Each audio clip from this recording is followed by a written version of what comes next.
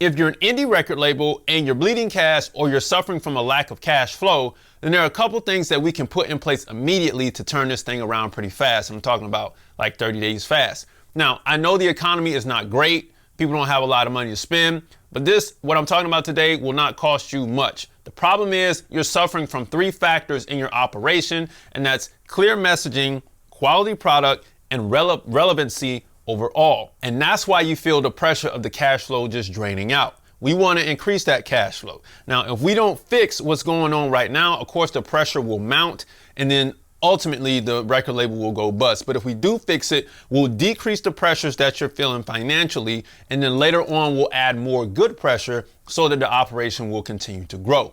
Music Money Makers, this is the Music Money Makeover Show. All right, so the first thing we got to look at is our product, and we have to make sure that we're innovating it. All right, we got to make great music. That's what I mean. We want desirable, relevant products for the marketplace. So let's consider this. One, does the market want more saturated music? And this is the tipping point, meaning that the marketplace wants more of this style of music that's currently out. And usually the style is less than 5 years old, whether it's a retro style or not. And two, does the market want more unsaturated music? Meaning on one side, it's oversaturated, meaning the current trend has now been played out for more than 5 years, meaning that we are looking for another option. So when we have these two metrics at play here, it's either A, the style is new, meaning the Memphis sound is in right now. So it comes in with a lot of other artists from Memphis, and then Glorilla brings back this retro sound. And then we hear a Tommy Richmond from VA pull in some of that Memphis sound into his thing. And then now it's being pushed further and further into the marketplace. That's good. The market wants more of the Memphis sound. So it would help if you infused a little bit of that, if you're making hip hop music, into your sound, right? Now, once that sound gets old and it's through with this retroactive period, we're going to be looking for the new, next, and up and coming thing, right? Once we hit that 5-year mark, we're looking for something new. All right. And that's what the marketplace is looking for. So you want to be on the lookout for that. You don't want to get caught holding the old sound, right? You also want to make your sound. But if you're infusing what's going on right now into your personal sound, you don't want to get caught holding the bag when the sound is getting old and you still haven't released the music yet, because people will be like, yeah, I could care less. Let's keep going.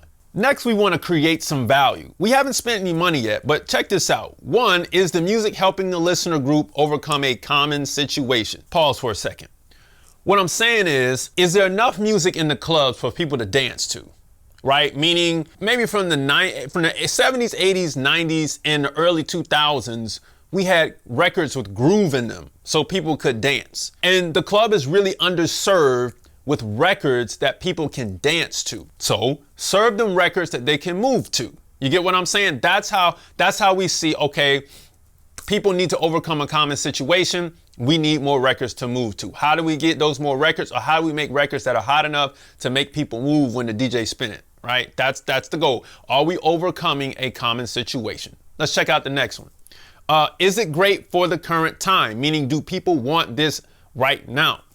If the music that you're making is not relevancy here now, and it does not fit the current time for the current trend, how else do these people want it? Do they want it right now? And if you look at what people are intaking right now, then you can see, okay, well, I don't fit the mainstream common trend. I'm kind of over here in this niche market. So this is where I'm going to be. So that might not be on your checklist, but it might be on your checklist to say, I'm going to make a groovy record that's grooving. We can dance and move to it. I'm not going to be in the mainstream because I don't fit the current trend, but this record is still going to be hot. Okay. Let's go to number 3 here. Does it speak to the future desires of the public? Is the desire starting to trend? If you're the person that looked ahead to the future and said, yeah, they're kind of getting tired of that current trend, I think this is where we're going, and I'm going to fill the void with this, move towards that. People will love it because there's a lot of refreshing hip hop going on right now. So you kind of want to build your own sound and begin to push that into the marketplace. We don't know. It may be the next trending sound. We just don't know. Right? But we have to try that. Okay. Relevancy is key here, and creating value is key. Right? So clearly the consumer needs something. We're going to fulfill that need. Let's go to the next thing. Is the payoff clear in the music? Did you make a difference in what the customer was trying to do with your music successfully? Successfully is the key word here. Meaning, check this out. The listener felt sexy on their date night. The listener felt amped in the gym, and the listener felt communicative while eating, meaning it was some great dinner music, right? Did we give the listener a payoff? And of course, you won't really be able to know what your listeners did with your music, but what you can do is you can create a list of all the different payoffs that the listener can get from listening to your music. And then that will help us define the marketplaces or the target audiences that we need to push our music to when we create our content. You get what I'm saying? Now, what I'm going to do is I'm going to open this up a little bit more and add some more detail to what I just explained to you. Check it out. Let's clear up the messaging for the target market here. So is your music clearly defined for the listener group? Meaning, check it out, because we're going to use our same 3 examples, but I'm going to split them into 2, and I'm going to give you two examples. The husband and wife felt sexy on date night is way different from the player, and I'm showing my age here. The player felt confident on date night. 2 different, it could be R&B. It could be R&B, but it's 2 different types of songs here. 3, the aerobics team felt amped exercising in the gym versus the bodybuilders felt amped exercising in the gym. 2 different groups of people, 2 different types of songs, but it's giving you the same action and payoff, but the market has changed.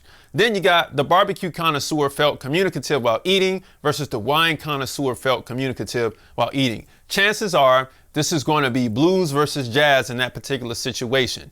For the aerobics and the bodybuilders, you may have rock versus hip hop, right? And then for the players versus the husband and wife, you're going to have more of a saucy lovers feeling music versus you're going to have a more confident male driven R&B type of music that makes you, want to make sure your car is washed, your hair, all this stuff. Like you got the whole, you put it on, you know what I'm saying? You put it all on for the ladies. Going to be a different type of subject matter and a different type of intention in the music. Genre may still be the same. So now this allows us to further define our target market when we look at our payoffs, and then we look at the type of people that we will be giving the payoff to, and we can clear up our messaging. This will help us define the target market and service the market that we're trying to service a lot more effectively than just kind of throwing it out to everybody. Okay, I hope you're following me here. Let's check out the next one. Now that we have a couple key principles we can put in place, we need to stop bleeding money. We want to create organic content. Now that our message is clear, we need to create organic content based on the product, which was the music, so that our listeners can get the payoff they were seeking from your implied purpose, which is what I just said. So your music may have many implied purposes. However, it is up to you to describe the purposes through content so the viewer and listener gets what you are trying to do, so they follow, stream, and purchase anything you have. Now, a video budget of $2,000 to $3,000 can accomplish this task flawlessly. So let me give you an example. Let's say that you take all of the implied purposes or the payoffs. Let's say the husband and wife felt sexy on date night. Then you would shoot content with maybe a husband and wife with the music playing on the film at a table at a restaurant. It doesn't take much to shoot that. We're talking about social media content. We're not talking about a full-fledged music video. And then we could go and we could say, all right, well, if we got the husband and wife scene, let's put a lady in a bubble bath that feels sexy with candles. The music can still serve the same implied purpose, right? You see how and then we're just going down the list and we're creating content based on the implied purpose. You get what I'm saying?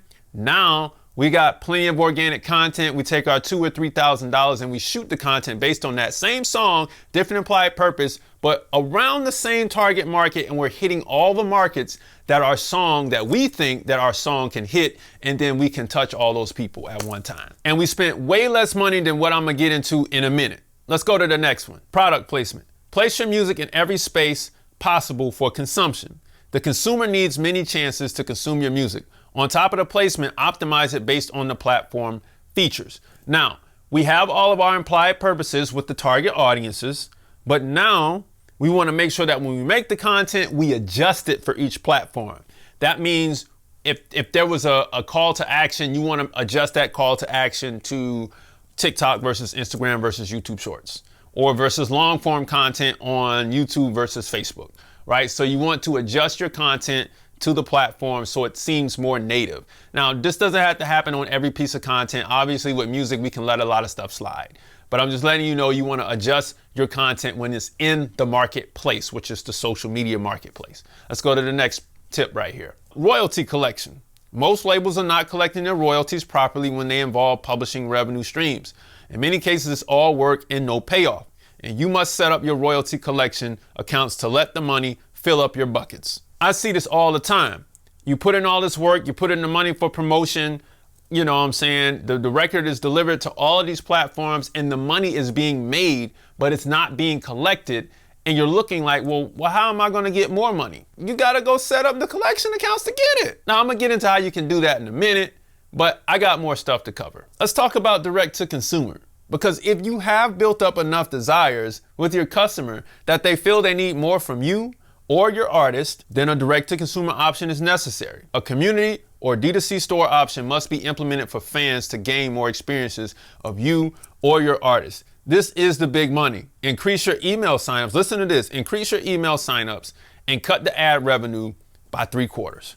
Because now at this point, you're not advertising to the whole world anymore. You might start that in the beginning, which I don't recommend. I think you should go organic, but you might start advertising directly, to the whole world in the beginning. But once you get those emails, now you can start slowing down on the ads and more effectively targeting the fan base with the emails for the people who actually wanted to hear from you in the first place. We want the people who are sampling your stuff. Yes, we do. We want those people, but we also want the people who want to hear more from us, and we want to talk to those people. It might start with email and then it'll graduate to a community. You get what I'm saying?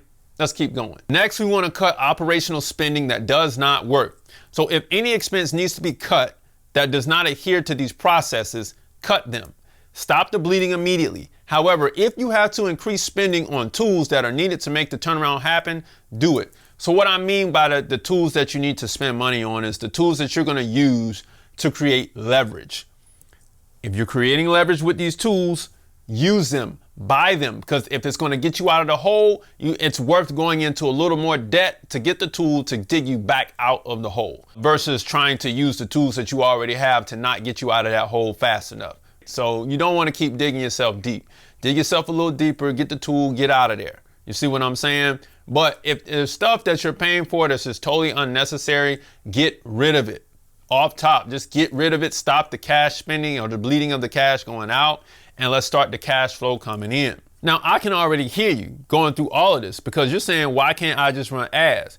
But if nobody wants the product now, why would you force the issue wasting money? And two, if you're not putting in the work organically, how are you going to handle the customer load when it comes in from the actual ads? I am in favor of organic content over ads. I always have been, because it takes time for you to learn and grow with your audience and build a due diligence or a paper trail of content so that when people come to search for you, it doesn't look like you popped out of the middle of nowhere and there's nothing to support the people who just saw the ad to come to your platform and say, oh man, I'm really hopping on this bandwagon. I feel like I'm a part of a crew versus I'm the first one here. The first person there is never really like, it's cool, but that first person there is, man, that person is going to get tired pretty fast. So you can either get a bunch of people really, really fast and have nothing for them to do when they get to your club, or take your time to build out the club so that when the people get there and they start piling in over time, then it's jumping by 2 a.m. You see what I'm saying? Or at least 1 a.m. is jumping. That's the scenario that we want to do here with the organic content. When would you run ads? Well, I do it after the organic content is working and to increase conversions to my email list. That would be my only purpose. Because if I know my organic content is working, then I can use the ads to retarget people directly to the email list who are already following me.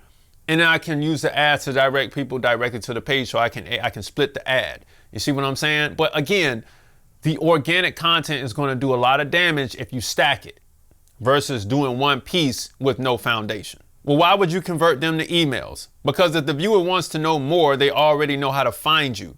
Our job is to retain the listener and the customer. So it's customer relationship management. And that's essentially what we're doing, CRM. With that being the case, when these people sign up for your email list, they're looking for more, and you have to entertain them through that until you get your community built. Now, if you notice, everything in today's video did not require money. It just required a lot of adjustment, except for actually shooting the content if you don't do it yourself. But still, it wasn't a lot of money. Chances are $3,000, even though it's a good bit of money to some people, it's not a lot if you look back over what you probably already spent over the last 12 to 18 months on your music. Now, outside of this video is covered and supported by musicmoneymakeover.com. So they're telling me if you're an artist, a producer, a singer, a songwriter, or new music business exec who wants to get your record or publishing company started in the next 60 days or less, then they got you covered, because what they're going to allow you to do is to build a strong foundation, company foundation, to get you funded and supported through your record label process. And you're going to learn how to play the game via contract so you don't get lost in the sauce out here. And on top of that, you'll be able to collect your international and domestic record and publishing royalties without the middleman cutting into your profits and pockets. All right. And they also said that if you stumble and fall through the process, then you will actually be helped up by booking a call with them. So if this is your first time watching the channel, please be sure to grab the free stuff below. 10 major ways to increase your record label's profits. A free split sheet is included with the download. But I gotta talk about your upside right here. Good product plus clear messaging equals a great record. And I'm just talking about the product here that is way easier to be promoted, cutting through the noise that music creates and standing out on top. So sometimes you may have great product, but you're unknown. But a clear message and a strategy based on everything that I was talking about earlier in today's video, the implied purpose, will allow you to cut through the noise so that you can be seen in the target areas that relates to the song that you created, right? So this is a way that you can get known if you're unknown. And if you are known, then we can target our focus a little bit more here. Now, let's talk about the downside. If you continue to bleed the label, this leads to artists leaving, legal troubles, and a new chapter in life. I don't want you to do that, because I've been through that, where I just either had to cut the artist left because I could not keep up with their particular demands or their needs or whatever that they needed as they were growing. And it just isn't a good thing. And then you also can end up in legal troubles, and you have some legal situations to go through, and you don't want to do that. So let's clean up what's happening with your label. Let's clean up your target market. Let's cut the spending and put the spending in the right place. All right, Music Money Maker. So if you were struggling to find a way to get that cash flow back, you now have a means to actually build the cash flow for your record label. So, Music Money Makers, if you make music, you should always make money. Log on to musicmoneymakeover.com, jump into the 60-day record label course, grab the free stuff below, book a call on musicmoneymakeover.com, smash the like button, and guess what? I'll see you next time. Peace.